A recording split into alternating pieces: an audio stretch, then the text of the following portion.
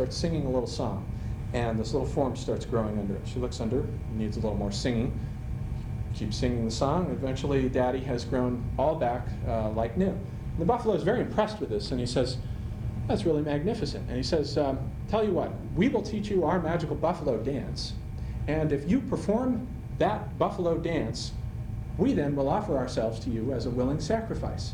And so you get this idea, and that's where the buffalo dance comes from, and the Indians, as they perform the dance, are actually performing the magic that regenerates the herds by the principle of magic.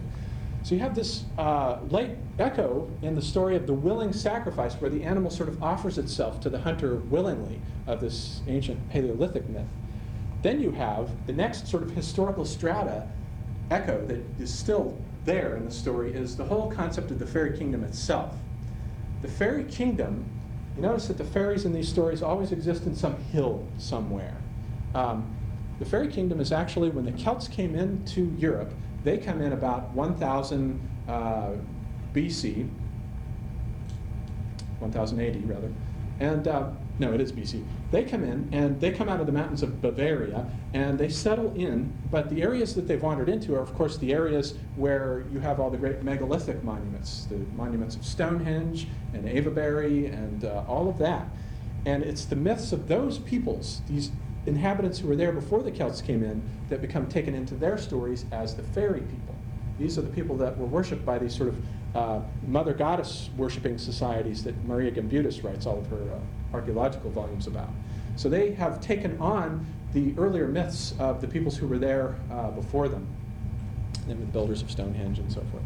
So there's that. Then you have, the Celts were an Iron Age people. They come in about 1000 BC, and the Iron Age begins right about that time, 1200 BC, and you have the iron motif with the, he looks under the stone and you find this ball there.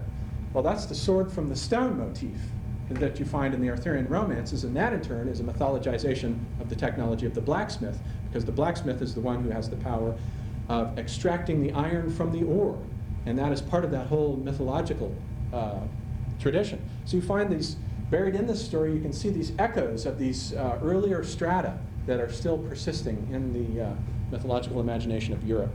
So anyway, that's my reading of the story. That's some of the aspects of it that I see. But, so doesn't Vivian go back a little bit longer, because she's the one that tells Arthur that here's the sword? Because Merlin says you have to get the sword, but she's the one that takes it back in the end. Was that it? yes, Maybe I got that. which particular story? Can you? There's a lot of them. Yeah, there's a lot of different ones. Yeah. A couple of things strike me. One thing is that it's really interesting how there's all these arbitrary rules that just kind of seem to come out of nowhere with a lot of these myths. And then you have to kind of deal with them. It's almost like, and it seems to me to be kind of the way nature works. It's like all of a sudden, not so much nature as one's circumstances sometimes seem like they have come out of nowhere. Like, how did I get into this situation? And then all of a sudden, one will find oneself in the middle of a situation where all of a sudden there are rules that one becomes aware of, that one has to deal with. And then the magpie comes along, or the horse, like some magical creature will tell the hero what to do. Usually he doesn't dream it up himself. He goes to something that is outside of himself, but at the same time, not human. It's almost never human, or if it is human, it's somebody who is some kind of a magician or a superhuman or extra human. So that really, it seems to me as a way of supporting using one's intuition. Yeah. It seems like it's two parts of the self. Right. So it's a way of supporting going outside the rational part and to the intuitive part. Because it's always like the magpie or the horse, and the thing about the horse with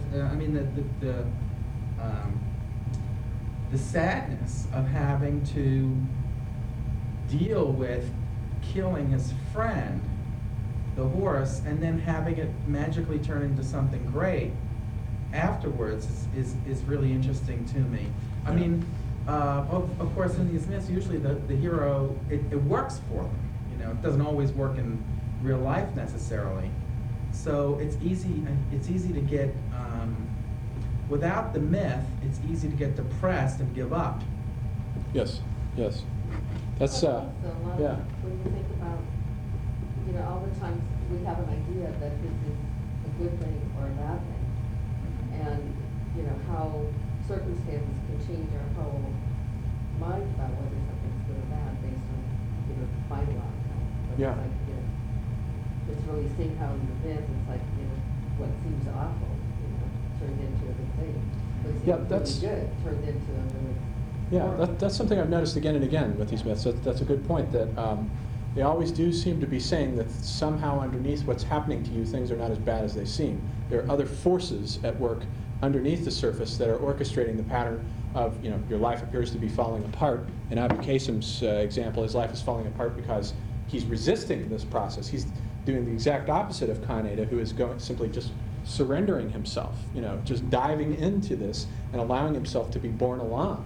And things go much easier for him. So it's almost like the myths are saying that our lives will go easier on us if we sort of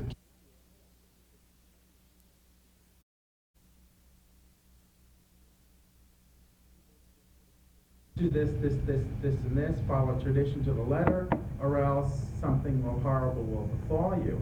And the myths support doing something different. going out. I mean, even like the Christianity, you know, Abraham, you know, he sacrificed his son, and of course at the last moment, of, you know, trusting his reason, and then all of a sudden. Oh, I was just kidding. Oh, right, I didn't mean it. Pretty rotten. Yeah. Yeah. One thing too is like the Indians, they always try to look for a familiar, or they will look for somebody in their group that relates well to a certain kind of animal, and they will bestow a certain kind of intuitive power with them. And I just have the feeling that they're doing this because if you talk to an animal, or there's a mythic thing with that, and that you feel comfortable with it. You seem to trust that because it's natural, where if it's somebody you meet along the road or something Animals like are that. almost always unbiased. Right, and you feel a certain superiority because in the real world, in the conscious world, you know that you can overcome them, but you also realize that there's an innocence about them, but they have special powers like noses or sight or something like this, and then that's what leads you. It's a comfortable way, I think, of your subconscious leading your conscious. That's because you can talk yourself through it. Yeah, and you're familiar, you know, you feel you can relate to this animal or whatever. Well, you always I feel don't like you like get the it. response you want.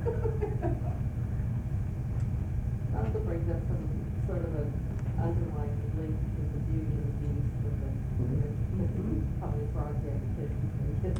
Oh, Yes, a lot. it's in the Frog Prince too. She throws the frog against the wall, and out comes this beautiful young prince. Right.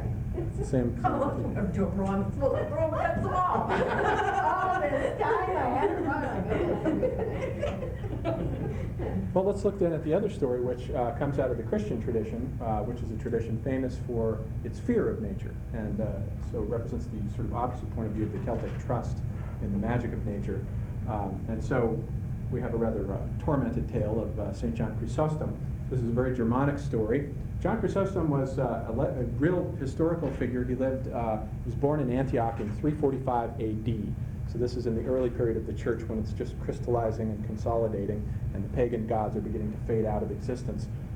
But the particular version of the story as we have it was written down in 1471, just before the Protestant outbreak, and you can see the Protestant strains already coming up, the resistance to the clergy already coming up in the story.